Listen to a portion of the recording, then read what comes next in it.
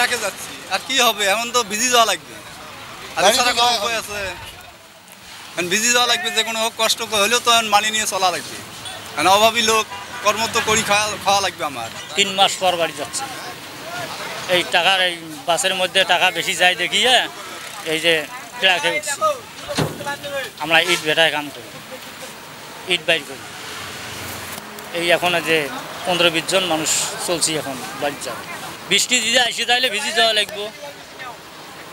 আর নাহলে কিছু ত্রিফল দিয়ে একটু যদি আমরা ত্রিফল দেয় তাহলে ঢাকি নিয়ে যেতে হবে, তবু তো বাড়ি যেতে হবে। আনন্দ তো করাই লাগবে। আনন্দের কারণে, ঈদের কারণে বাড়ি যাওয়া।